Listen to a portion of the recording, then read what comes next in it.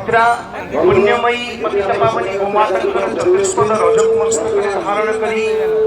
मोर परम पूज्य श्री गुरुजींकर महती प्रेरणा सहित विश्व समस्त गुरुवर्गंकर पाद पद्म मथानत प्रणाम पूर्वक ओडिया जातिर इष्ट देवता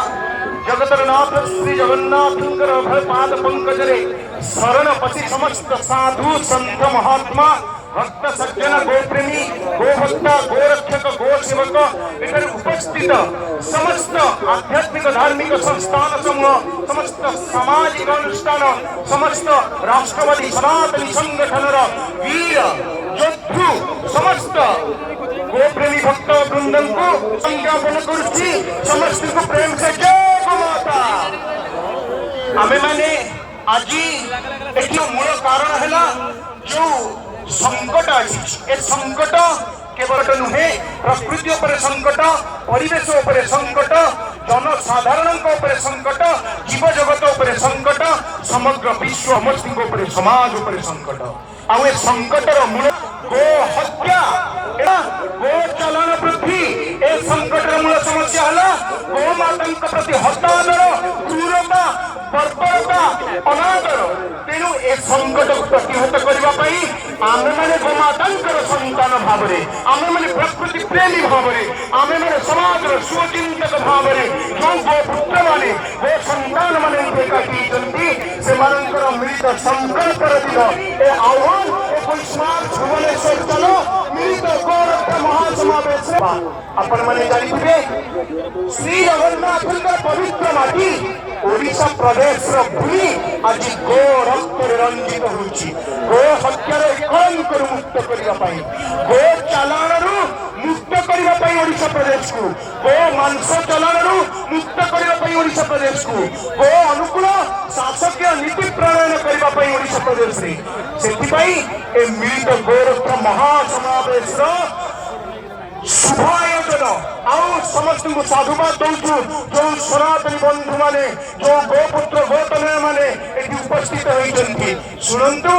हमर ओडिशा विधानसभा रे गोटे बिल आगत होइछि ताहाला ओडिशा गो हत्या निषेध और गो संरक्षण बिल 2024 आउ जो सांप्रतिक घटनावली निकट अतीत लोकलोचन को आसी टिग्रिया गोरु हारर पहाड़ कूड़ कूड़ पहाड़ गदा मटन गो मांस गो चलाण बढ़ुची गो हत्याकारी गो तस्कर गो दलाल मानकर आतंक काली तो बालेश्वर घटना घटी घटना केमी न हो सरकारी कर केमी जागृत हो एवं सरकार तत्परता अवलंबन करंतु से आमर जो मान्यवर विधायक बिल आगत कर निश्चित भाव कृतज्ञ ओडिशा गो हत्या गो संरक्षण बिल 2024 को विधानसभा तुरंत पारित करने सरकार पाखे वार्ता पहुंचू कि ए बिल पारित करने अभिप्सा अभिलाषा ये ओडिशावासींकर अंतर मन जनस्वर ए जनस्वर भाई सरकार तभी सुनेंगे जब जनता मांग करेंगे आम मानकर बिना दाबी सरकार तो सहजे शुणे ना तेणु सरकार पाखे गोटे समर्थन वार्ता पहुंचेबा जे हे राज्य सरकार ओडिशा प्रदेश को गो हत्या मुक्त करा जाऊ ओडिशा प्रदेश को गो चालाण मुक्त करा जाऊ गो मांस चालाण मुक्त करा जाऊ गो अनुकूल शासकीय नीति प्रणयन करा जाऊ से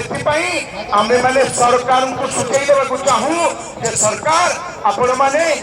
आपण निश्चित भाव में जो सामूहिक जनता एकाठी आज आपण निकट में दाबी रखुंट जो ओडिशा गो हत्या निषेध और गो संरक्षण बिल 2024 को विधानसभा तुरंत पारित करंतु एथे कालक्षेपण नीति ग्रहणीय नुह एवं महाराष्ट्र सरकार भाया राज्यमातार मान्यता प्रदान करंतु ए दृष्टि आज विराट